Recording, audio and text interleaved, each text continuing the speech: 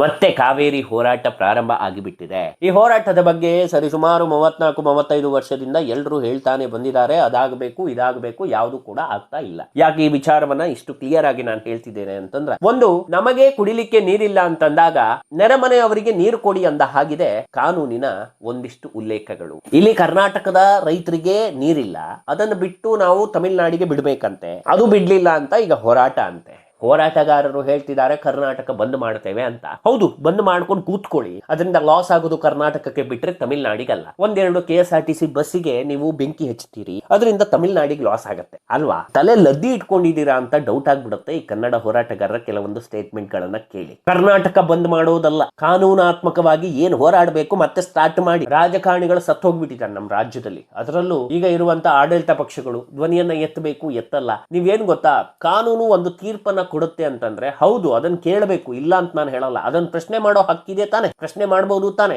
ಈಗ ನೋಡಿ, ಒಂದಿಷ್ಟು ಮಾನವೀಯ ನೆಲೆಯಲ್ಲಿ ನೋಡೋದಿದ್ರೆ, ಈಗ ರೈತರು ಭಾವನಾತ್ಮಕವಾಗಿ ನೀವು ರೈತರ ವಿಚಾರಕ್ಕೆ ಬಂದ್ರೆ, ಮಂಡ್ಯ ರೈತರಿಗೆ ಅನ್ಯಾಯ ಆಗ್ತದೆ, ಅಥವಾ ಮಂಡ್ಯದಲ್ಲಿ ನೀರಿಲ್ಲ, ಅಥವಾ ಬೆಂಗಳೂರಿಗೆ ಕುಡಿಯೋ ನೀರಿಗೂ ಕಷ್ಟ ಆಗ್ತದೆ ಅನ್ನೋದು ವಾದ ಇರುವಂತದ್ದು. ಈ ಕಡೆ ತಮಿಳುನಾಡಿನ ರೈತರಿಗೂ ಬೇಸರ ಆಗ್ತದೆ, ಅವರು ಕೂಡ ಇದನ್ನೇ ನಂಬಿ ಇರುವಂತದ್ದು. ಅವರಿಗೆ ಅಲ್ಟರ್ನೇಟಿವ್ ಏನಾದರೂ ತಮಿಳುನಾಡಿನವ್ರು ಮಾಡ್ಕೊಡ್ಬೇಕು, ಮಾಡ್ಕೊಡ್ತಾರಾ ಇಲ್ವಾ ಗೊತ್ತಿಲ್ಲ. ನಮ್ಮ ರೈತರ ಕಷ್ಟವನ್ನ ನೋಡ್ಕೊಂಡು ಇಲ್ಲಿನ ನೀರನ್ನ ತಮಿಳುನಾಡಿಗೆ ಹರಿಸೋದನ್ನ ನಾವು ಯಾವತ್ತೂ ಒಪ್ಲಿಕ್ಕಿಲ್ಲ.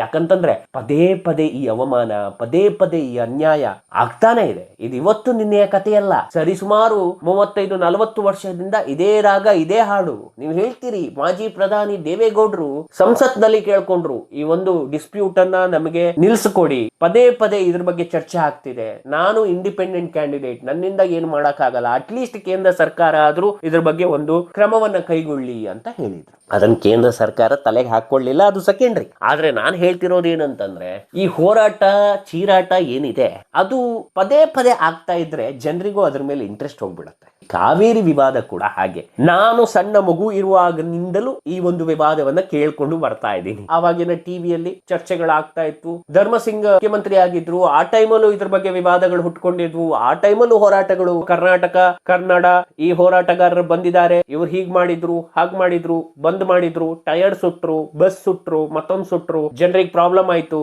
ಜನಸಂಚಾರ ಅಸ್ತವ್ಯಸ್ತ ಆಯ್ತು. ಇದೇ ವಿಚಾರವನ್ನ ಕೇಳ್ಕೊಂಡೇ ಬಂದಿರೋದು ನಾನು. ಈಗಲೂ ಕೇಳ್ತಿರೋದು ಅದನ್ನೇ. ಯಾವುದೇ ಚೇಂಜಸ್ ಇಲ್ಲ.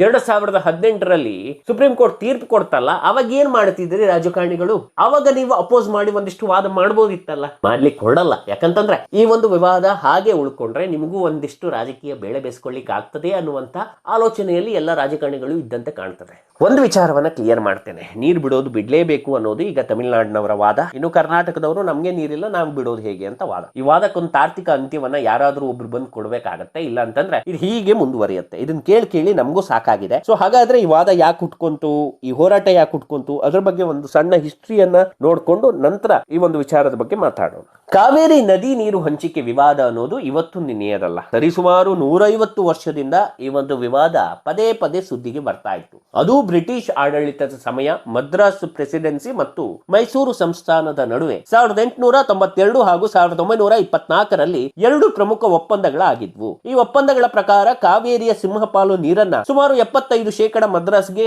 ನೀಡಲಾಗ್ತಿತ್ತು. 1924ರ ಒಪ್ಪಂದದ ನಡುವೆ 50 ವರ್ಷಗಳ ಅವಧಿಗೆ 1974ಕ್ಕೆ ಈ ಒಪ್ಪಂದ ಅನ್ನೋದು ಮುಕ್ತಾಯ ಆಗುತ್ತೆ. ಮೈಸೂರು ನದಿಯ ಮೂಲ ರಾಜ್ಯವಾಗಿದ್ದರಿಂದ ತನಗೆ ಅನ್ಯಾಯವಾಗಿದೆ, ಹೀಗಾಗಿ ಹೊಸದಾಗಿ ನೀರು ಹಂಚಿಕೆ ಆಗಬೇಕು ಅಂತ ಕರ್ನಾಟಕ ವಾದ ಮಾಡಿತ್ತು. ಇನ್ನು ಇವೆಲ್ಲವೂ ಉಭಯ ರಾಜ್ಯಗಳ ಹೋರಾಟಕ್ಕೆ ಅಥವಾ ಉಭಯ ರಾಜ್ಯಗಳ ಘರ್ಷಣೆಗೆ ಕಾರಣ ಆಗಿತ್ತು. ಕರ್ನಾಟಕದ ಹಳೆ ಮೈಸೂರು ಭಾಗದ ರೈತರಿಗೆ ಕೃಷಿ ಹಾಗೂ ಬೆಂಗಳೂರು ಸೇರಿದಂತೆ ಹಲವು ನಗರಗಳಿಗೆ ಕುಡಿಯುವ ನೀರಿಗೆ ಆಸರೆ ಅಂತಿದ್ರೆ ಅದು ಕಾವೇರಿ ಒಂದೇ. ತಮಿಳುನಾಡಿನ ತಾಂಜಾವೂರು ಭಾಗದ ರೈತರಿಗೆ ಕೃಷಿಗೆ ಆಸರೆ ಇರುವುದು ಈ ಕಾವೇರಿ ಒಂದೇ. ಸೊ ಈ ಬಿಕ್ಕಟ್ಟಾಗಿರೋದಕ್ಕೆ ಕಾರಣ ಇಬ್ರೂ ಅವಲಂಬಿತ ಆಗಿರೋದು ಕಾವೇರಿಯನ್ನ. ಸಾಮಾನ್ಯ ವರ್ಷಗಳಲ್ಲಿ ನೀರು ಹರಿಸಲಿಕ್ಕೆ ಯಾವುದೇ ಸಮಸ್ಯೆ ಆಗಲ್ಲ. ಅಂದ್ರೆ ಈಗ ನೀರಿರುತ್ತೆ, ಮಳೆ ಬಂದಿರುತ್ತೆ, ಅಲ್ಲಿ ನೀರು ಶೇಖರಣೆ ಆಗಿರುತ್ತೆ, ಅದನ್ನ ಹರಿಸಲಿಕ್ಕೆ ಯಾವುದೇ ಪ್ರಾಬ್ಲಮ್ ಇಲ್ಲ. ಆದ್ರೆ ಒಂದ್ ವೇಳೆ ಕರ್ನಾಟಕದಲ್ಲಿ ಮಾನ್ಸೂನ್ ಕೈಕೊಟ್ಟು ಬರಗಾಲ ಬಂದ್ಬಿಟ್ರೆ ಆವಾಗ್ಲೂ ಜಲಾಶಯಗಳಿಂದ ತಮಿಳುನಾಡಿಗೆ ನೀರು ಹೋಗಬೇಕು ಅಂತಂದ್ರೆ ಅದು ತುಂಬಾನೇ ಕಷ್ಟ ಆಗುತ್ತೆ. 1990ರಲ್ಲಿ ಕಾವೇರಿ ನ್ಯಾಯಾಧಿಕರಣ ರಚನೆ ಆಯಿತು. 2018ರಲ್ಲಿ ಸುಪ್ರೀಂ ಕೋರ್ಟ್ ತೀರ್ಪು ನೀಡಿತು. ಕರ್ನಾಟಕದಿಂದ ತಮಿಳುನಾಡಿಗೆ ಬಿಡುಗಡೆ ಮಾಡಬೇಕಾದ ನೀರಿನ ಪ್ರಮಾಣ 177.25 TMC ಅಂತ ಹೇಳಿತು. ಅದಾಗಿಯೂ ಸಂಕಷ್ಟದ ವರ್ಷಗಳಲ್ಲಿ ನೀರು ಹಂಚಿಕೊಳ್ಳಬೇಕಾಗುವುದು ಸೂಕ್ತ ಸೂತ್ರ ಅಲ್ಲ ಅಂತ ಈಗ ಎಲ್ಲರೂ ವಾದ ಮಾಡ್ತಾ ಇರುವಂತದ್ದು. ಈ ನದಿ ನೀರು ಹಂಚಿಕೆ ಕೇವಲ ಕಾನೂನಾತ್ಮಕ ವಿಷಯವಾಗಿದ್ರೆ ಇಷ್ಟೊತ್ತಿಗೆ ಮುಗ್ದೋಗ್ತಿತ್ತು. ಇದರಲ್ಲಿ ಭಾವನಾತ್ಮಕ ವಿಚಾರ ಕೂಡ ಇದೆ. ಯಾಕೆ ಅಂತಂದ್ರೆ ಎರಡೂ ಭಾಗದ ರೈತರು ನಂಬ್ಕೊಂಡಿರೋದು ಕಾವೇರಿಯನ್ನೇ. ಆದ್ರೆ ಕರ್ನಾಟಕ ರಾಜ್ಯದ ರೈತರು, ನಗರ ಪ್ರದೇಶದ ಜನರು ಕುಡಿಯುವ ನೀರಿಗೆ ಇದೆರಡಕ್ಕೂ ಅವಲಂಬಿತವಾಗಿರೋದು ಕಾವೇರಿಯನ್ನ. ಕಾವೇರಿ ಅಗತ್ಯತೆ ತಮಿಳುನಾಡಿಗೆ ಎಷ್ಟಿದೆಯೋ ಅದರ ಡಬಲ್ ಅಗತ್ಯತೆ ಕರ್ನಾಟಕಕ್ಕಿದೆ. ಹಾಗಾಗಿ ಈ ವಿಚಾರದ ಬಗ್ಗೆ ಕಾನೂನು ಹೋರಾಟಗಳು ಆಗ್ಲೇಬೇಕು ಅಂತ ಪಟ್ಟು ಹಿಡಿತಾ ಇರೋದು. ಕಾನೂನು ಹೋರಾಟಗಳು ಆಗದೆ ಹೋದರೆ ಇದು ಇಲ್ಲಿಗೆ ನಿಲ್ಲಲ್ಲ. ಇದೇ ಹೋರಾಟಗಳು ಪದೇ ಪದೇ ಬರ್ತಾ ಇರ್ತದೆ. ರಾಜಕಾರಣಿಗಳು ಕೂಡ ಅದನ್ನ ತಲೆ ಕೆಡಿಸ್ಕೊಳ್ಳೋದಿಲ್ಲ. ಈಗ ನೋಡಿ, ಒಂದು ವಾದ ಇರೋದೇನು ಗೊತ್ತಾ, ಇತ್ತೀಚೆಗೆ ಕದ್ದು ಮುಚ್ಚಿ ಸರ್ಕಾರ ನೀರು ಬಿಟ್ಟಿದೆ ಅನ್ನುವಂಥದ್ದು. ನೋಡಿ, ತೆರೆಮರೆಯಲ್ಲಿ ನೀರು ಬಿಡೋದು, ಇಲ್ಲಿ ಬಂದ್ಕೊಂಡು ಕಾವೇರಿ ನಮ್ದು ಅನ್ನೋದು, ಇದನ್ನೇ ಮಾಡ್ತಾ ಬಂದಿದ್ದು ಈ ಹಿಂದಿನ ರಾಜಕಾರಣಿಗಳು. ಈಗ ಮಾಡ್ತಿರೋದು ಕೂಡ ಇದೇ ಕಪಟ ರಾಜಕಾರಣಿಗಳು.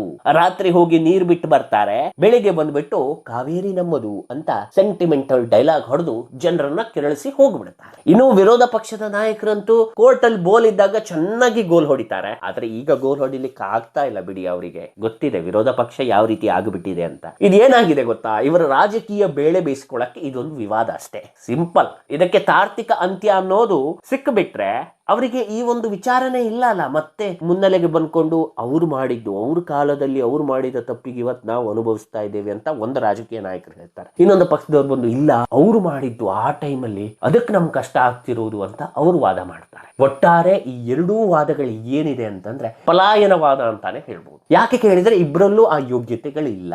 ಯಾವ ಪಕ್ಷದವರಿಗೂ ಏನೋ ಕಿತ್ಕೊಳ್ಲಿಕ್ಕೆ ಆಗ್ಲಿಲ್ಲ ಇಷ್ಟರವರೆಗೆ, ಇನ್ನು ಬಂದ್ ಏನ್ ಕಿತ್ಕೊಳ್ತಾರೆ ಅನ್ನುವಂತ ಪ್ರಶ್ನೆ ಈಗ ಜನರಲ್ಲಿ ಮೂಡ್ತಾ ಇರುವಂತದ್ದು. ಪದೇ ಪದೇ ಹೇಳಿ ಹೇಳಿ ಹೇಳಿ ಈ ಕಾವೇರಿ ಹೋರಾಟದ ಬಗ್ಗೆ ಮಾತಾಡಿ ಮಾತಾಡಿ ಸಾಕಾಗ್ಬಿಡ್ತು. ಈ ಒಂದು ವಿವಾದಕ್ಕೆ ತೆರೆ ಎಳೆಯುವಂತ ಪ್ರಯತ್ನಕ್ಕೆ ಯಾವ ರಾಜಕಾರಣಿಗಳು ಮುಂದಾಗಲಿಲ್ಲ. ಒಂದು ವಾದ ಸಿಂಪಲ್, ಎಲ್ಲವನ್ನ ಕಾನೂನು ದೃಷ್ಟಿಯಲ್ಲಿ ನಾವು ನೋಡೋಕ್ ಆಗಲ್ಲ.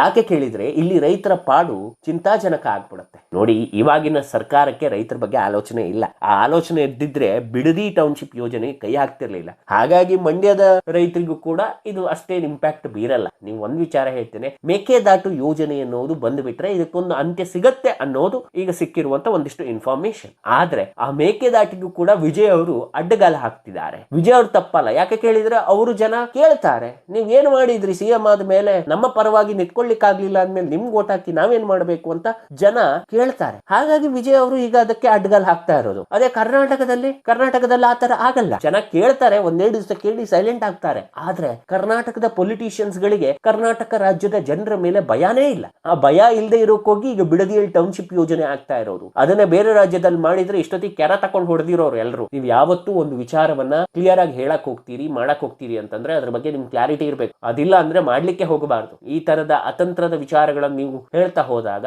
ಅದು ಸಮಂಜಸವಾಗಿ ಕಾಣಲ್ಲ ಅನ್ನೋದು ನನ್ನ ಅಭಿಪ್ರಾಯ. ಈ ವಿಚಾರದ ಬಗ್ಗೆ ನಿಮ್ಗೆ ಏನ್ ಅನಿಸ್ತು ಅನ್ನೋದನ್ನ ಕಮೆಂಟ್ ಬಾಕ್ಸ್ ನಲ್ಲಿ ತಿಳಿಸಿ.